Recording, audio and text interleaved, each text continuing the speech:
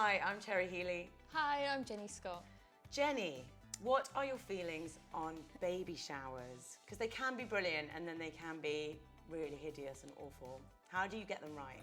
Well, I think the most important thing is to think about the pregnant lady, the mum-to-be. Know your mum. Definitely. So if she's feeling a little bit anxious about becoming a mum, she's not in the mood to see a million people and be surprised with gifts and all sorts of things, then keep it low-key. I think it's really important to be conscious of the mum's energy levels. And I don't think it needs to be a massive party, because when I think baby shower, I think, cocktails, drinks, something quite big. But in fact, it could be a lunch. You could have a nice tea party with your mother-in-law, your family. So it doesn't need to be a party. It can be something quite relaxed. I think the most important thing about a baby shower is about bringing people together, friends, family, and have a nice time and not have any stress and basically get spoiled. But I think also maybe you could have a baby shower after you've had the baby. That's a good idea. Is that a thing? A post-baby shower? I think it should be a thing if it isn't a thing. It should be a thing. Because then at least you haven't got the anxiety, you're a bit more adjusted to the new world.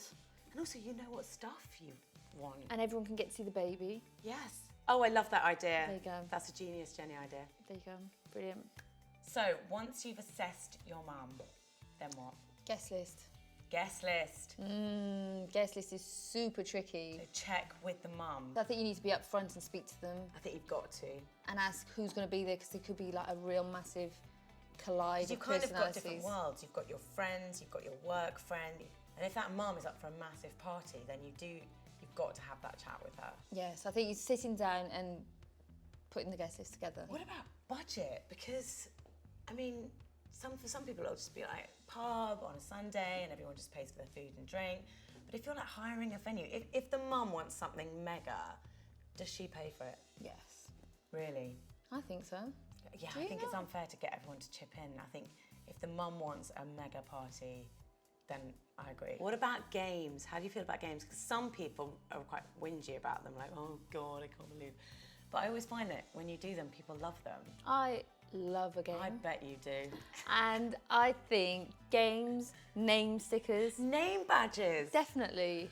Really? I suppose because if you've got all of the different people in your life, work friends, home friends, regular And I think friends. even if they had like a little game, not even a game, just something to, if you all said how you knew the person that was having the baby. Yeah. So then you sort of, if somebody went to school, somebody worked with them, I think it's quite an interesting way of how you all being brought together. Yes. So what about gifts? The minefield that is baby gifts. What do you feel is appropriate? Should you give to the mum? Should you give stuff to the baby? I think it's really important to think about the mum. Everybody buys baby things, but I like a bit of a mix, because if your mum hasn't, bought a lot of baby stuff, I think it's good to have a few baby things. And that's why I think a list is quite good. Like Mothercare has one. You can get baby stuff, you can get stuff for the mum. and I think a voucher is always quite good. I love a voucher, because you give that mum the freedom, and also she hasn't got stuff to carry with her. Yeah. Oh, I just think vouchers are fab. And the good thing about a list as well is that you don't end up with like 4 breast pumps. Or like 8,000 muslins, Yeah. as I have got. So I think a list is good, but make it optional, so you don't necessarily have to buy something from the So you list. can go off-piste. Yeah. What is a comfortable price range, or can it be anything? I think it should be anything, because like you said, some people have a lot of money to spend, other people don't. So I think it's a gesture, really. So in short, the key areas are... Number 1. Number 1, know your mum. Number 2. Plan it really carefully. And number Number 3, work out how you want to do the gifts. For baby, for mum, opening at the party or not. But navigate that minefield carefully. Definitely. Boom, done. Done. Happy baby showering.